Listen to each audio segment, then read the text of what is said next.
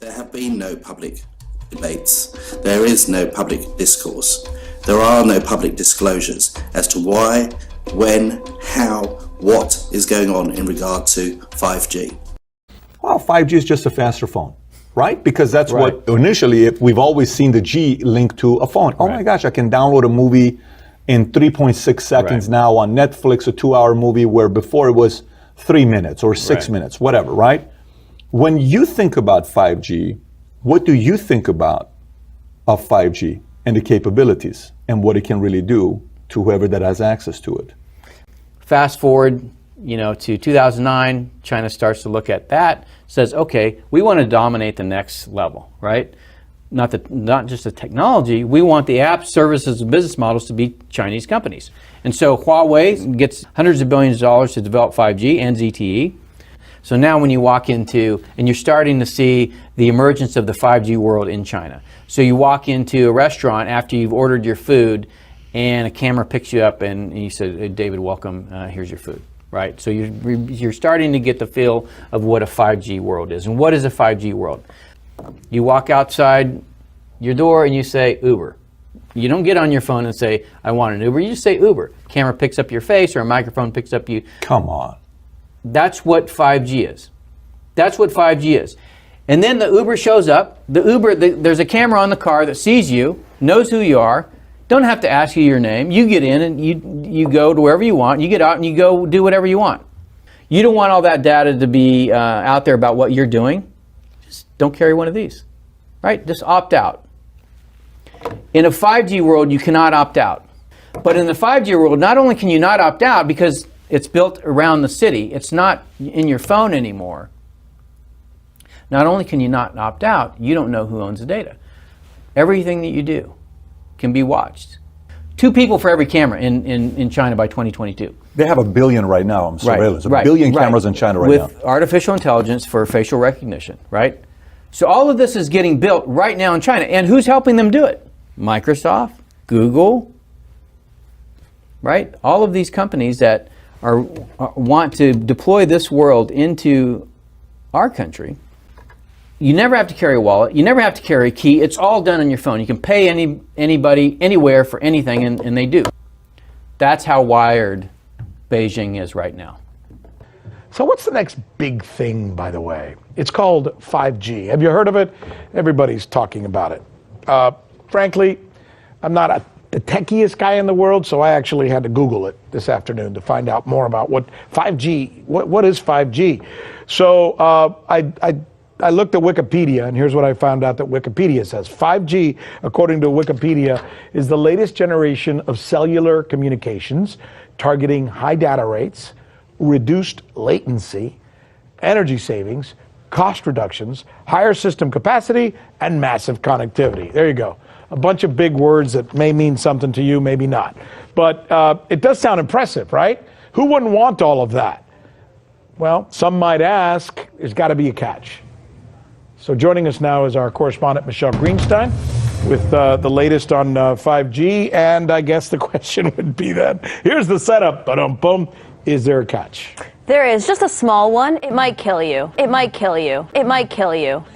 Good to know. So you'll find. How so? Well, a few days ago, actually, a group of scientists, doctors, environmental organizers, and concerned citizens got together and they called for the urgent stop to the deployment of 5G. They said that it's been proven harmful to human bodies, that this is an experiment on humanity, and that this should be called a crime under international law. Let's talk about today's technology, what we have going on today. Your phone is constantly sending electromagnetic fields in and out of each other. Whether or not you're receiving a notification right now, all of our digital tech sends this data back and forth, right, using these invisible microwave radiation signals, aka radio frequency radiation. Right. That's today's tech. We have every cell tower, every router constantly pulsing with radiation, whether or not you're using it. Science shows that this causes DNA damage, cancer, among other things. But don't take my word for it. And that's just with 4G. That's just with today's technology. Before we get to 5G, right now you got some of it, but not that much. Let's listen to what Dr. Sharon Goldberg has to say. She's a clinical researcher and an internal medicine physician. This is what she has to say about what we're using today.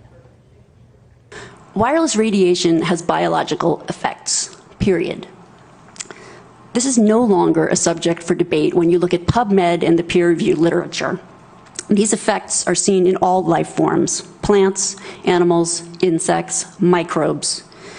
In humans, we have clear evidence of cancer now. There is no question. We have evidence of DNA damage, cardiomyopathy, which is the precursor of congestive heart failure, neuropsychiatric effects. So if 4G is already doing some of this, and I imagine if somebody walks around all day with their phone next to their head for hours upon end, they might be doing some damage to themselves. But let's get beyond 4G.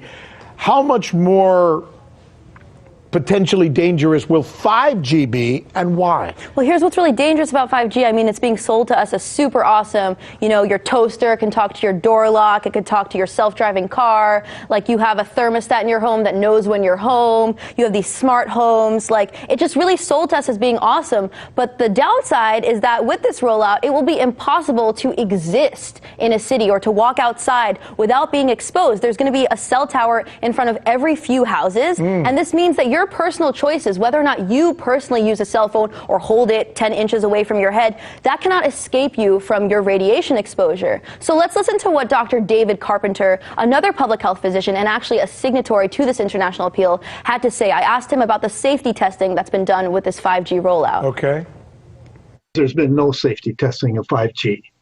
The reason I think that it's dangerous is that there isn't any specific information to 5G, but we know that radio frequency radiation of 3G and 4G are associated with a whole variety of different human health effects. Everyone is going to be exposed to radio frequency radiation more continuously and at higher intensities, and that's going to cause more human disease.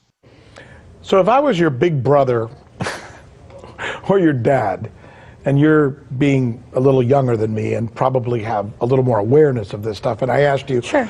So when you described 5G, for those in the audience that maybe don't understand it, it's like this Alexa thing that's being sold to us. It's this thing in our homes where, as you said, our toaster's talking to our phone, and our phone is talking to the Internet of Things, right? So, I mean, if you go online and Google Internet of Things, it's just like utopian everything is vision. connected, right? Everything, yeah, sounds super amazing. That's what 5G will eventually hope to become. Exactly. And you're saying it's too much. It's too omnipresent. Well, I'm saying that there should at least be a public debate about the health effects. And the fact is, the government is completely not jumping on the ball. I mean, because of the Telecommunications Act of 1996, which says that no state or local government can regulate the placement of any cell towers regardless of environmental effects. Right. That has really laid, there it is right there, that has really laid the groundwork for this toxic infrastructure. What is that we're looking at? I mean, this is the Telecommunications Act of 1996. It's long. Why am I reading it? This basically says that regardless of health effects, you cannot stop the deployment of 5G infrastructure. And the FCC, you know, which has no health expertise itself, is completely captured by the wireless industry. It's the same playbook that big oil used with climate change or big tobacco with cigarettes. You know, they're really deceiving the public and selling this to us as something that doesn't have a lot of risks. But you know who hasn't been fooled? The insurance companies. They are not selling any product liability policies that cover cell phone radiation because they aren't fooled by these studies. And look, when people find reports, it is. When usually, when you or I go online and find reports about wireless tech to find that it's harmless or that there's no evidence of harm, we're usually looking at industry-sponsored studies. Yeah, and it's not a question about whether we don't want to move toward new technology. We just want to make sure that that new technology is tested before we put it out there. The public should know, so good correct. stuff. Hey, Michelle, as usual, good stuff. Thank you. Good report.